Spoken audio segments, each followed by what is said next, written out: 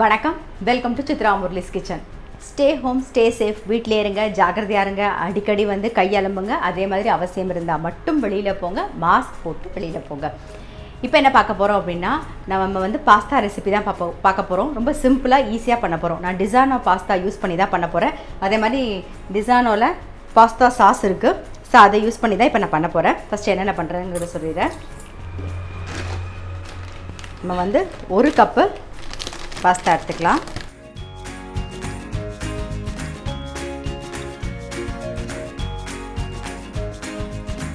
இப்போ பாஸ்தா எடுத்துட்டோம். இதில் ஒரு 4 கப்பு தண்ணி விட்டுருக்கேன். அது நல்லா கொதிச்சுட்டு இருக்கு. இந்த சமயத்தில் பாருங்க, எக்ஸ்ட்ரா வர்ஜின் ஆலிவ் ஆயில் அது 1 ஸ்பூன் விடுறேன் நான். இதோட லிங்க், அதாவது பாஸ்தாவோட லிங்க்கு, பாஸ்தா சாஸ், அப்புறம் எக்ஸ்ட்ரா வர்ஜின் ஆயில் எல்லாத்தோட லிங்க்குமே நான் டிஸ்கிரிப்ஷன் பாக்ஸில் உங்களுக்கு கொடுத்துட்றேன். இதுக்கு தேவையான உப்பு சேர்த்துக்கலாம்.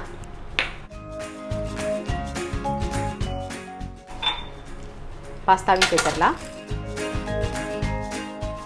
இந்த பாஸ்தா பார்த்தீங்கன்னு வச்சுக்கோங்களேன், இதில் வீட்டும் ரவையும் சேர்ந்த பாஸ்தா தான் இது. இதில் மைதாவே கிடையாது, நோ மைதா. இங்கே பார்த்தீங்கன்னாலே தெரியும், 100% வீட் செமிலோனா பாஸ்தா தான். ஸோ இதோட லிங்க்கு நான் டிஸ்கிரிப்ஷனில் தரேன். வேணும்னா நீங்கள் கிளிக் பண்ணி பார்த்து வாங்கிக்கோங்க. இப்போ பாஸ்தா வேகட்டும். அதுக்குள்ளே நம்ம காயெல்லாம் கட் பண்ணிக்கலாம். நான் வெங்காயம், பீன்ஸு, கேரட்டு, குடமிளகா எடுத்து வச்சுருக்கேன். எல்லாத்தையும் மெலிசாக நீட்டை வாக்கில் கட் பண்ணிக்கலாம். நம்ம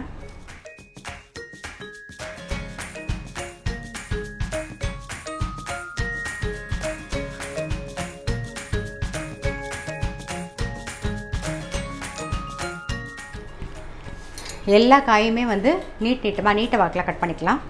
அடுத்தது பீன்ஸு.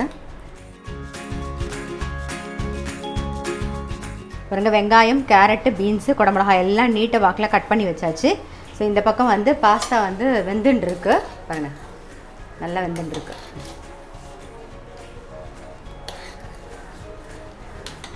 வேகட்டும். நல்லா வெந்தெடுத்து பாஸ்தா ஆஃப் பண்ணிடலாம்.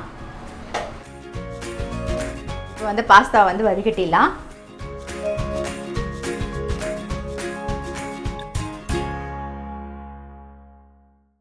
அடுப்பில் ஒரு பேன் வச்சுருக்கேன். பேன் காஞ்சிடுத்து. 1 டேபிள் ஸ்பூன் வெண்ணெய் சேர்த்துக்கிறேன் நான். அப்புறம் 1 ஸ்பூன் ஆலிவ் ஆயில் சேர்த்துக்கிறேன். இப்போது வெங்காயம் சேர்த்துடலாம்.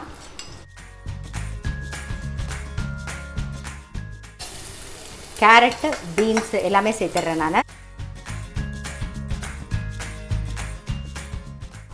ஸோ இதுலேயே குடமிளகா சேர்த்துக்கலாம். இப்போது தேவையான உப்பு, இந்த காய்கறிக்கு தேவையான உப்பை நம்ம சேர்த்துக்கலாம். ஏன்னா நம்ம பாஸ்தாவில் உப்பு போட்டு தான் வேக வச்சுருக்கோம். இப்போ இந்த காய்கறிக்கு தகுந்த மாதிரி உப்பு போட்டுக்கலாம். அதே மாதிரி பாஸ்தா சாஸ்லேயும் தக்காளி, வெங்காயம் எல்லாம் இருக்குது, அதுலேயும் உப்பு இருக்குது. ஸோ அதனால் பார்த்துட்டு போட்டுக்கலாம். இப்போ பீன்ஸு, கேரட்டு, குடமிளகாலாம் வதங்கிடுது. இப்போ பாஸ்தா சாஸ் சேர்த்துக்கலாம். நான் ஒரு 2 டேபிள் ஸ்பூனுக்கு சேர்த்துக்கிறேன் நான். ஸோ அதை பார்த்துட்டு சாஸ் உங்களுக்கு எந்த அளவுக்கு வேணுமோ அந்த அளவுக்கு சேர்த்துக்கலாம்.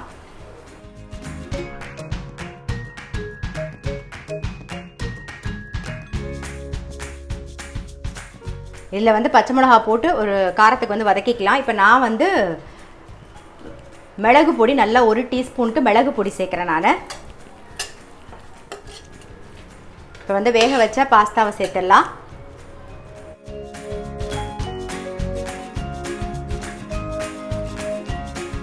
வேக வச்ச பாஸ்தா சேர்த்து நல்லா மிக்ஸ் பண்ணியாச்சு.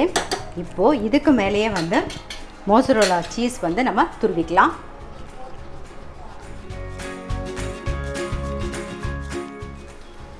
சீஸ் நல்லா துருவி போட்டாச்சு. ஸோ மூடி வச்சுருவோம். இப்படி மூடிட்டு அடுப்பை சிம்மில் வச்சுட்டு ஒரு 5 நிமிஷம் அப்படியே விட்டுருங்க நீங்கள்.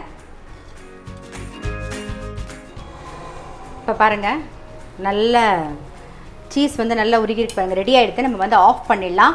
நம்மளுடைய சீஸ் பாஸ்தா ரெடி ஆகிடுது. ஸோ கண்டிப்பாக ட்ரை பண்ணி பாருங்கள். பசங்களுக்கெல்லாம் ரொம்பவே பிடிக்கும். ஸோ டெஃபினட்டாக ட்ரை பண்ணி பாருங்கள்.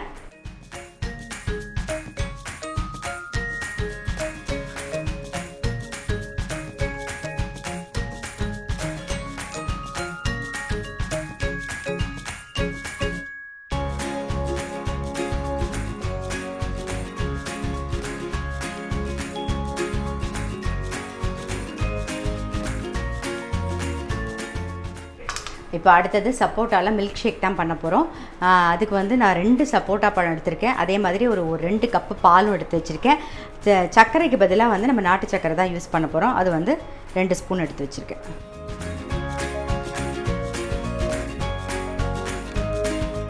ஐஸ் க்யூப் சேர்த்துக்கலாம். அப்புறம் பால் விட்டுக்கலாம். 2 ஸ்பூன் வந்து நாட்டு சர்க்கரை சேர்த்துக்கிறேன். இதெல்லாம் சேர்த்து இப்போ மிக்சியில் ஒரு ஓட்டிட்டு வந்துடுவோம். இப்போ நம்மளுடைய சப்போட்டா மில்க் ஷேக் வந்து ரெடி ஆகிடுது. இது டாப்பிங் பண்ணுறதுக்கு வந்து நம்ம பாதாம் பருப்பு வந்து ஒரு 2 எடுத்து கட் பண்ணிக்கலாம்.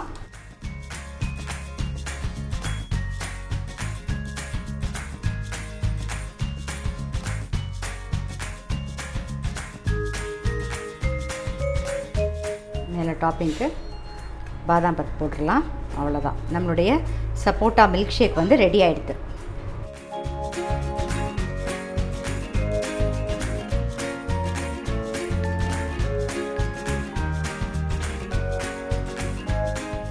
வாசல்லே வந்து பழம் வந்தது. ஸோ பழம் வாங்கிட்டு என்ன பண்ணேன்னா, நம்ம போன வாட்டி பண்ணோம் தெரியுமா, உப்பு மஞ்சள் பொடியெல்லாம் போட்டு நல்லா வாஷ் பண்ணி அதே மாதிரி நல்லா ஊற வச்சு வாஷ் பண்ணி அலம்பி ரெடியாக எடுத்து வச்சுருக்கேன். இதை வந்து நம்ம காய வச்சுருவோம்.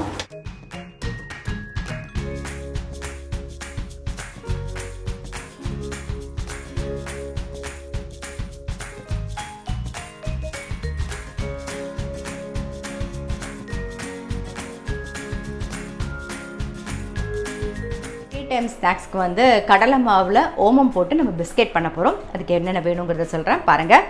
நான் வந்து 1 கப்பு கடலை மாவு எடுத்திருக்கேன். ஸோ அதை சேர்த்துக்கிறேன். இதுக்கு 1 டீஸ்பூன் வந்து அரிசி மாவு, தேவையான உப்பு, ஓமம், மெயினாக வந்து ஓமம் 1 டீஸ்பூன் பாருங்கள், அதையும் சேர்த்துக்கிறேன். அடுத்தது காரத்துக்கு வந்து நான் மிளகு பொடி தான் சேர்க்க போகிறேன். ஸோ அதை சேர்த்துக்கிறேன். மஞ்சள் பொடி, இதெல்லாம் நல்லா ஒரு மிக்ஸ் பண்ணிப்போம். அதுக்கப்புறமா தண்ணி விட்டு சப்பாத்தி மாவு பதத்துக்கு நம்ம பிசைஞ்சிக்கலாம்.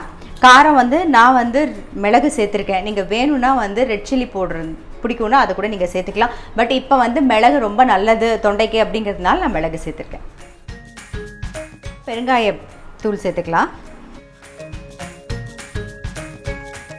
1 ஸ்பூன் வந்து நெய் சேர்த்துக்கலாம். மிக்ஸ் பண்ணிட்டோம், தெரியுதா, உடையுது. ஸோ நல்லா மிக்ஸ் ஆகிடுது. இப்போ வந்து தண்ணி தெளித்து பிசைஞ்சிக்கலாம். நல்லா சப்பாத்தி மாவு பார்த்துக்கு பிசைஞ்சிக்கணும். தண்ணியை நிறைய விட்டுறாதீங்க, பார்த்து கரெக்டாக விட்டு பிசைஞ்சிக்கணும். பாருங்கள், இந்த மாதிரி சப்பாத்தி மாவு பதத்துக்கு வரணும். அது நல்லா மாவு வந்து இந்த பதத்துக்கு பிசைஞ்சிக்கணும். தெரியுதா உங்களுக்கு? நல்லா உருட்டின் சப்பாத்தி மாவு பதத்துக்கு வரணும். தண்ணி ரொம்ப விட்டுட்டிங்கன்னா மாவு லூஸ் ஆகிடும். அப்புறம் வந்து நமக்கு வந்து இடத்துக்கு வராது. இப்போ நீங்கள் திருப்பி கொஞ்சம் மேலே மாவு போட்டுக்கிற மாதிரி இருக்கும். அதனால் கரெக்டாக தண்ணி விடும்போது, நம்ம தண்ணி விடும்போதே சொன்ன கொஞ்சம் கொஞ்சமாக விட்டு மாவு பசங்க, கொஞ்சம் கொஞ்சமாக தண்ணி விடும்போது விட்டு மாவு பசங்க கரெக்டாக வரும். இந்த மாதிரி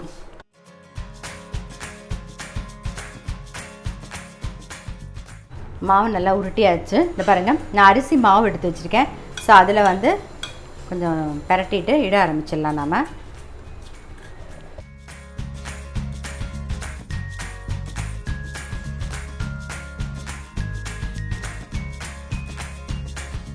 கொஞ்சம் திக்காக இது தெரியும் பாருங்கள், உங்களுக்கு தெரியுதா, ரொம்ப மெல்லிசாக இல்லாமல் இருக்கும். ஸோ இப்போ வந்து கட் பண்ணிக்கலாம். நம்ம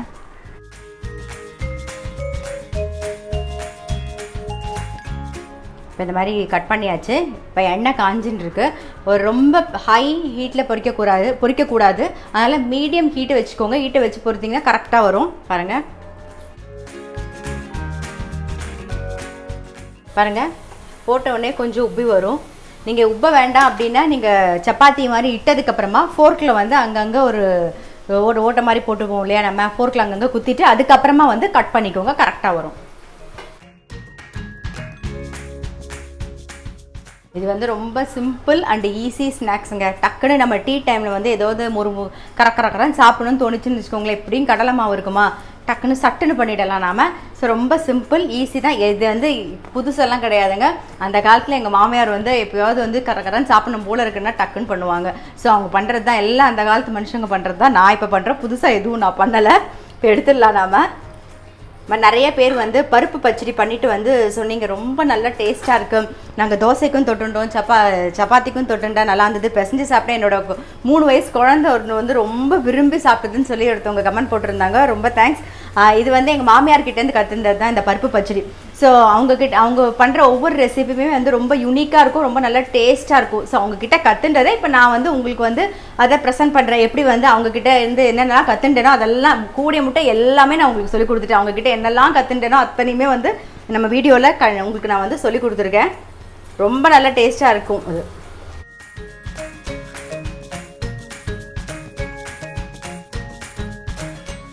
இடும்போது அரிசி மாவு தொட்டுண்டு இடுங்க.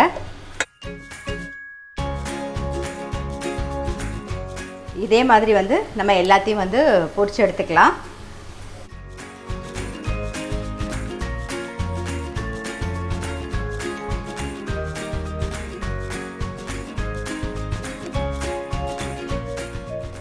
இன்றைக்கி வ்ளாக் பார்த்துருப்பீங்க, உங்கள் எல்லாருக்குமே ரொம்ப பிடிச்சிருக்கும்.